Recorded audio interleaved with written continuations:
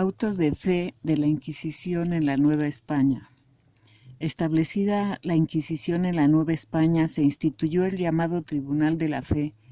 conforme a las constituciones y a las expresas instrucciones que dio Felipe II al doctor don Pedro Moya de Contreras, nombrado inquisidor mayor de estos reinos, a los cuales llegó en el año de 1571. Su llegada fue anunciada por pregón a los vecinos y moradores, 7 veces en las principales calles de México, yendo en la comitiva el alguacil mayor del Santo Oficio, Francisco Verdugo de Bazán, el secretario Pedro de los Ríos, el receptor Pedro de Arriara y los testigos Gaspar Sálvago, Silvestre Espíndola y don Juan de Saavedra, rodeados de cientos de personas de todas las clases sociales, atraídas por la novedad y el ruido que causaban las trompetas, chirimías, atabales y demás instrumentos de la época imprescindibles en esta clase de pregones. El funcionamiento del Tribunal de la Fe, sus métodos, los autos públicos, los tormentos que tenían efecto en las audiencias de aquel, se verificaban con arreglo a las instrucciones que para el Santo Oficio fueron promulgadas en España el 29 de octubre de 1484 por el Inquisidor General Fray Tomás de Torquemada, para todos los lugares en donde la Inquisición existiera, uniformándose así las normas que debían seguirse en los procesos, el orden de la comitiva en los autos de fe, las ejecuciones de los tormentos y pruebas para la confesión de los reos, y hasta se dio como modelo una causa al inquisidor Moya y Contreras al venir con tan elevado cargo a la Nueva España. En esas instrucciones, cuyo origen nos llevaría muy lejos si fuésemos a insertar toda la historia de la Inquisición en estas páginas, se observan casi los mismos procedimientos que en el fuero común, habiendo solamente 2 partes que fueron las principales para hacer odioso el llamado Santo Tribunal. Una, la cuestión del tormento que se daba a los reos.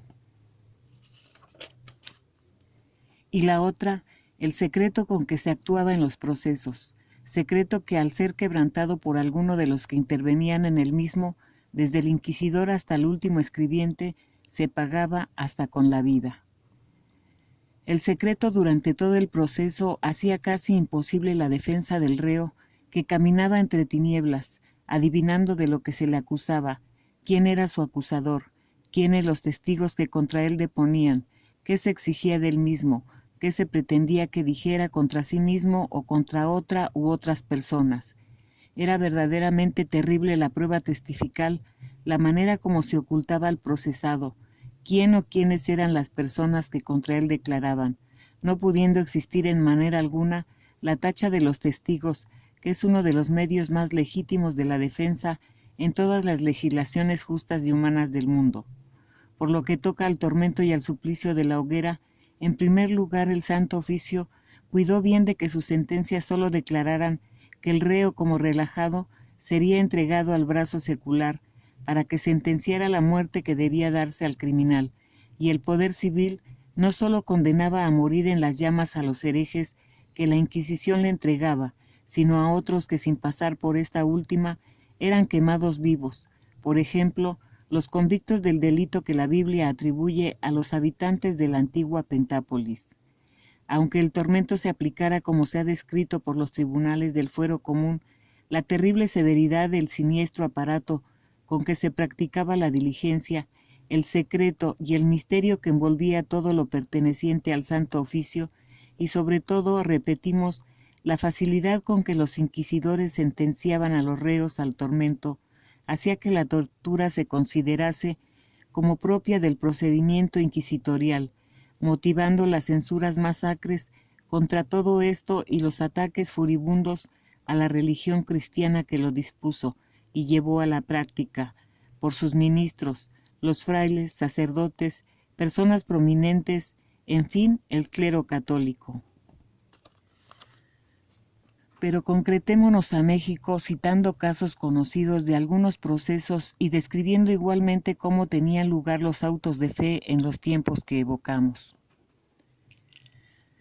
Los autos de fe se llamaron también en México la Procesión de la Cruz Verde, y crónicas del siglo XVII describen la verificada el 1 de abril de 1649.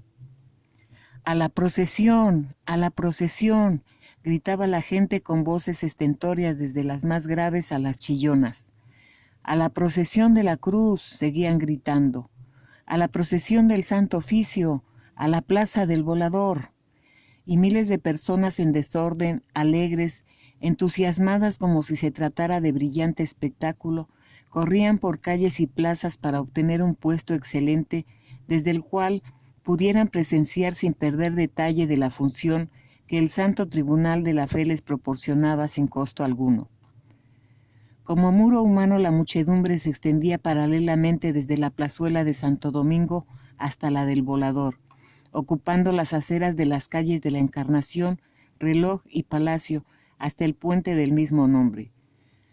Los balcones ostentaban ricas colgaduras y tanto en ellas como en las azoteas enjambres de personas los ocupaban. En tanto tocan las campanas de las iglesias, la procesión empieza a salir apenas a la plazuela de Santo Domingo,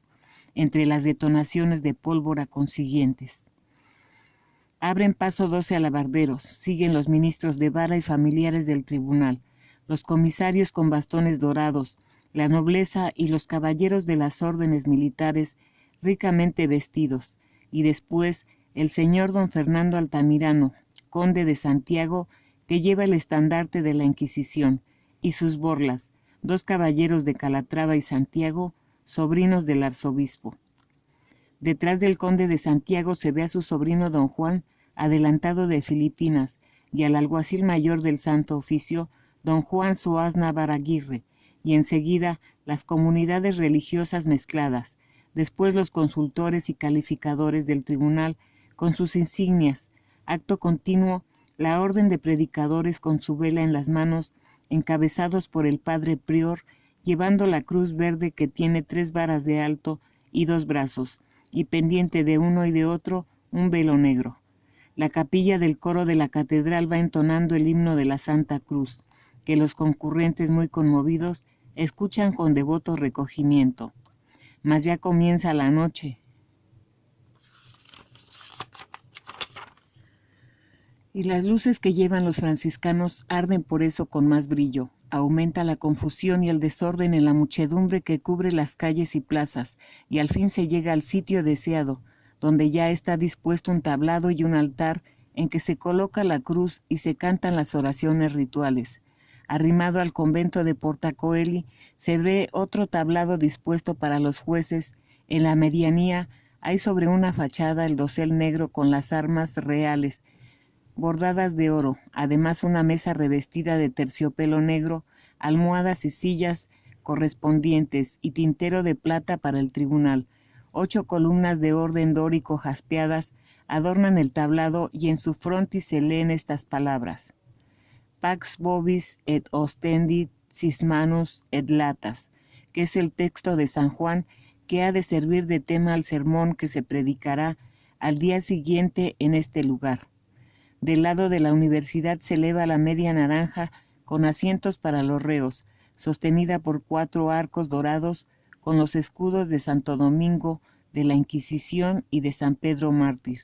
En el centro se destaca una cruz de color verde y oro, y 2 púlpitos, uno para el sermón y otro para la lectura de las causas, comunicados ambos con la mesa de los secretarios, 2 escaleras, una del lado de la universidad para los reos y otra del lado de los flamencos para los inquisidores. Dan paso al tablado y hay asientos para numerosos convidados, señoras y caballeros, iluminándose todo esto con 100 blandones de plata que sostienen brillantes luces que producen claros resplandores. Terminados los ruegos y oraciones, todos se diseminan por diversos lugares. Solo quedan los padres dominicos en el tablado para velar la cruz toda la noche, envuelta en profundo e impresionante silencio.